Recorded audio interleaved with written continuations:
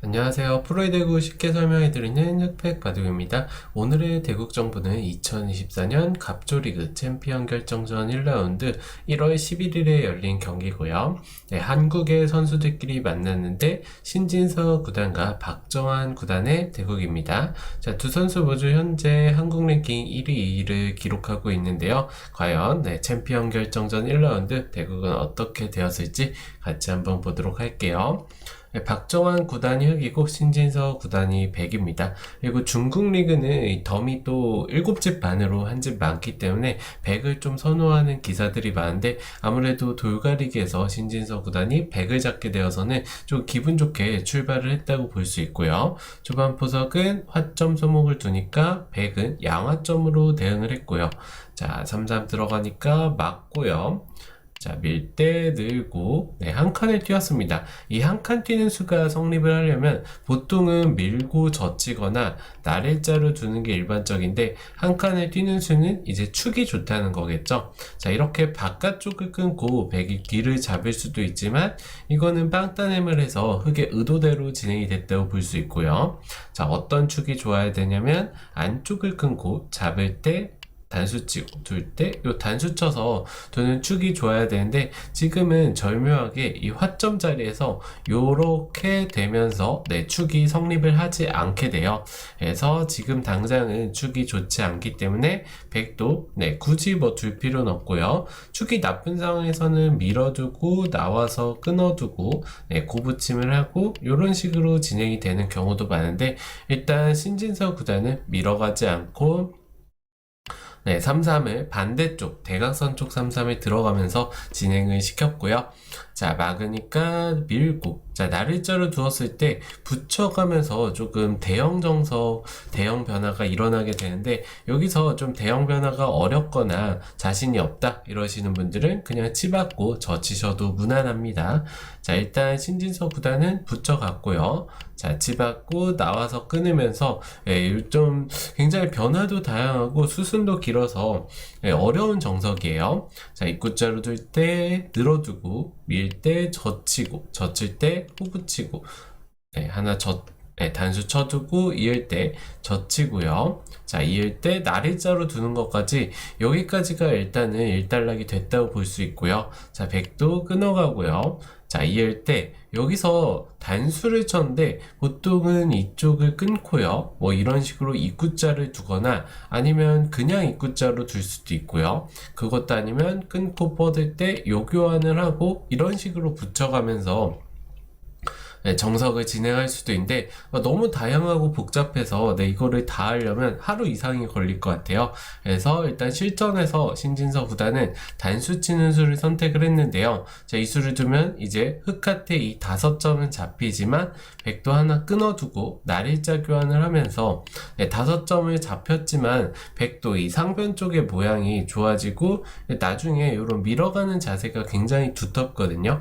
그래서 충분히 둘 수 있다 이렇게 볼 수 있고요. 그리고 귀 쪽은 이런 식으로 처리를 한다면은 5점을 잡히긴 했지만 이 귀 쪽 젖혀 있는 것도 선수 끝내기로 할 수 있어서 신진서 구단은 별로 나쁠 건 없다 이렇게 판단을 한 것 같습니다. 인공지능도 이렇게 두더라도 잡히고 두더라도 뭐 5대5 승부라고 하니까 초반 이 정석 단계에서 뭐 새로운 변화가 나왔다고 볼 수 있고요. 자, 두 선수 모두 공부가 돼 있었겠죠. 자, 느는 것까지 우상기 쪽에 정석은 일단락이 되었고 선수를 잡은 백이 걸쳐가니까 붙여서 늘고 자, 여기 리어 줬을 때 물론 이 자리를 지키는 것도 좋지만 지금은 나와서 끊기고 두게 되면은 물론 지금 축은 아니죠. 축은 아니지만 백이 이런 자리를 밀고 나오거나 뭐 입구자로 약간 축머리 활용 겸 이돌과 엮어가거나 아니면 그냥 늘어서 싸우거나 뭐 아니면 단수 치고 그 다음에 이 축을 활용하면서 이쪽과 좀 중앙 쪽과 연관을 지어서 두게 된다면 흙이 좀 곤란한 모습이에요, 나오기가. 그래서 박정환 구단도 일단은 좌하기 쪽을 지켜두었고요. 자, 손을 뺐기 때문에 붙이고 찝는 교환을 하고 늘었는데, 자, 이 장면에서 이 밀어가는 자리가 이제 저희의 그 고정관념으로 당연한 수라고 알려져 있는데, 뭐 지금은 밀어가도 되고 아니면 다른 곳을 두었어도 충분한 자리였고요. 일단 밀어가는 수 자체가 상대방한테 맡기게 된다면 좀 답답한 형태가 되겠죠, 우하기 쪽이. 그래서 밀어가는 수도 충분히 가능하고요. 자, 밀어갈 때 나를자로 상변 쪽을 지켜두니까 이제 좌변 쪽을 다가왔는데요. 자, 이 수로는 뭐 이제 이 좌쪽 세 점을 공격하면서 베개 모양을 없애가겠다, 이런 의도로 볼 수 있고요. 자, 이쪽을 두었을 때 어깨 짚어 가면서 좀 타이트하게 전투를 서두르는 흙인데, 아무래도 덤이 부담스러울 수밖에 없어요. 6집반과 7집반. 물론 한 집밖에 차이가 나지 않지만 이런 초일류들 간의 대국에서는 한 집도 굉장히 크게 다가올 수 있기 때문에 오히려 박정환 구단 쪽에서 좀 전투를 빠르게 서둘러 갔다고 볼 수 있고요. 자, 끊어왔을 때 맞고, 자, 늘었을 때 자, 젖혀 이어두고 이 자리를 두고요. 백도 하나 귀 쪽을 젖혀두고 뛰어서 이 끊어왔던 한 점을 어느 정도 제압하는 형태를 만들어 가는데요. 자, 그 다음에 박정환 구단이 실전에서 이 자리를 두면서 흑돌에 대한 안정도 취하고 백돌에 대한 압박을 계속 하는 수를 두었는데, 이 수로는 일단 하나 늘어두고요. 자, 줄 때, 요 자리를 밀어가는 게 서로 간의 대세점이었어요. 이 자리를 밀어갔어야지 반대로 백이 밀어왔을 때 백의 모양이 좋아지는 거를 조금 견제하면서 전체적으로 이 백이 두 점은 제압할 수 있지만 상변 쪽을 계속해서 깨러갈 수가 있겠죠. 아니면 들어가서 압박을 할 수도 있고요. 그래서 그런 그런 후속 수단들도 볼 수 있었기 때문에 요 밀어가는 자리가 굉장히 대세점이었는데, 박정환 구단 일단은 지켜두고요. 자, 이 자리를 오히려 백한테 밀리게 되니까 지금까지 이제 전투 1차전, 2차전이 끝나고 포석이 어느 정도 마무리됐다고 볼 수 있을 때 이 상변 쪽의 백 모양이 너무 커져가지고 지금은 백이 조금이나마 두기 편한 바둑이라고 볼 수 있고요. 자, 밀어가는 자리 굉장히 좋은 자리였습니다. 자, 뛰어가면서 좌쪽을 제압을 해두고 상변 쪽은 백이 한 번 더 지키더라도 그 다음에 뭐 중앙 쪽을 깨러 가거나 아니면 뭐 중앙 쪽을 지키면 폭파하는 작전으로 가겠다, 이런 의도로 보이는데, 아무래도 사이즈 자체가 좌쪽도 약간은 뒷맛이 있다고 볼 수 있고요. 그리고 백의 사이즈가 워낙 크기 때문에 계속해서 백이 두기 편한 바둑이라고 볼 수 있겠죠. 자, 일단은 뛰어가면서 좌쪽에 대한 돌을 살리는 수도 보고 있고, 이 돌들에 대한 안정도 취해두고 있는 신진서 구단이고요. 자, 붙이면서 이제 박정환 구단도 잡혀주면은 이길 수가 없어요. 그래서 수를 내려가는데, 자, 끊고 늘 때 뛰어두고요. 자, 절묘한 자리를 벌려가면서 이 흑돌이 물론 뭐 잡힐 확률은 높지 않습니다. 하지만 늘어두고 붙이면서 흑돌이 살아가는 데는 지장이 없지만 살기 위해서 지금 이 자리를 끊고 이런 식으로 막아서 살아야 되는데 그것도 불가능하고 뒤로 칠 수밖에 없고요. 자, 이을 때 이런 식으로 살아야 되는데 이거는 그냥 막히는 순간 질 수밖에 없겠죠. 그래서 박정환 구단 바로 살아두지 않고 단수 치면서 버티지만, 물론 흑돌들이 살았다고 볼 수는 있지만 백의 집도 상변 쪽에서 이런 자리만 두더라도 어느 정도 확정가라고 볼 수 있고요. 다. 그리고 이 살아가는 과정에서 백의 중앙 쪽이 너무 두터워졌기 때문에 물론 살기는 했지만 차이는 그 중앙 쪽을 그냥 삭감했을 때랑 비교했을 때보다 더 벌어졌다고 볼 수 있어요. 자, 살아도 불리한 바둑입니다. 자, 두어갈 때 일단 좌쪽을 살려가고 있는 신진서 구단이고요.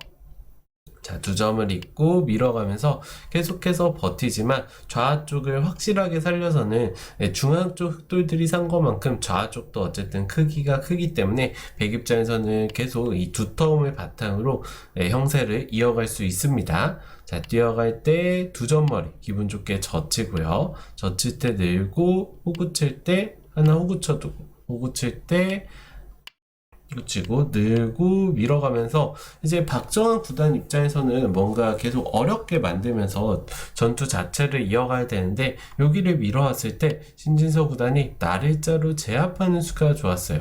물론 이쪽을 민다면은 이 흑돌 2점을 바로 차단하는 것도 가능하고요. 지금 축이 100이 좋죠. 있고 이런 식으로 싸우더라도 이 돌들도 조금 걸려있기 때문에 흑이 더 이상 무리한 싸움을 하기가 쉽지가 않겠죠. 네, 이거는 흑이 잡힙니다.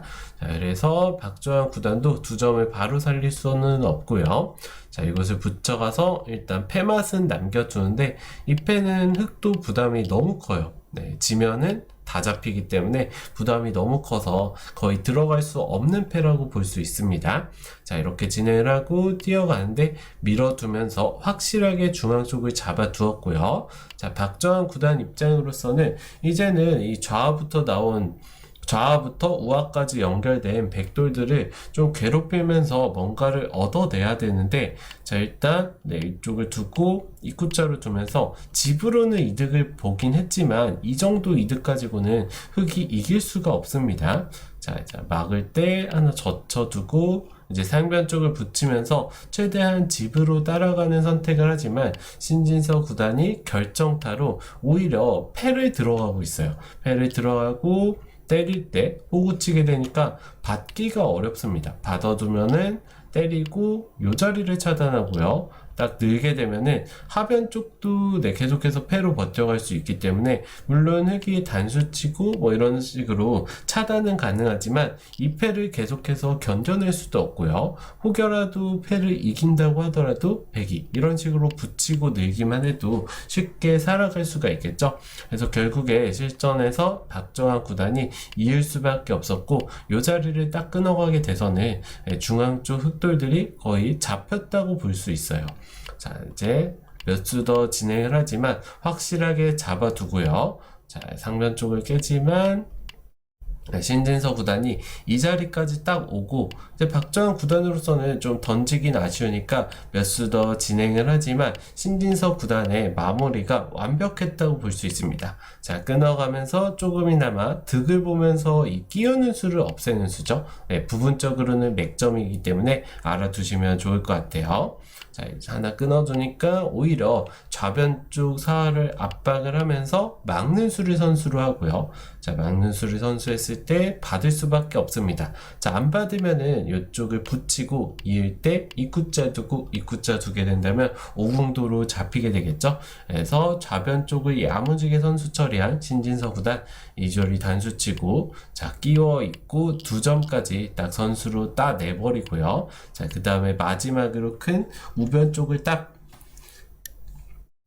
우변 쪽으로 딱 돌이 가게 돼서는 지금의 차이는 한 덤을 받고 한 10집가량 차이가 나게 됐어요. 그래서 더 이상 이제 박정환 구단도 여기서는 역전을 하기가 쉽지 않겠죠. 그래서 이바둑 몇수 조금 더 진행을 하다가 결국에 돌을 거두게 되었는데요. 자, 이 바둑 처음부터 조금 말씀을 드리자면 좌변 쪽을 전투를 해갔을 때는 흑이 나쁘다고 볼 수는 없고 굉장히 팽팽한 바둑이었는데 요 중앙 쪽 미는 대세점을 신진서 구단이 오게 되면서 그 이후부터는 신진서 구단이 확실하게 두터움을 바탕으로 1인자다운 모습을 보여줬다고 볼 수 있고요.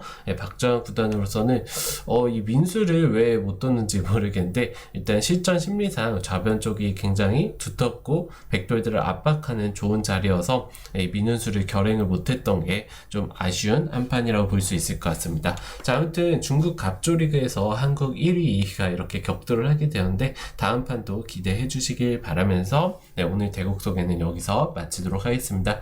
오늘도 시청해 주셔서 감사합니다.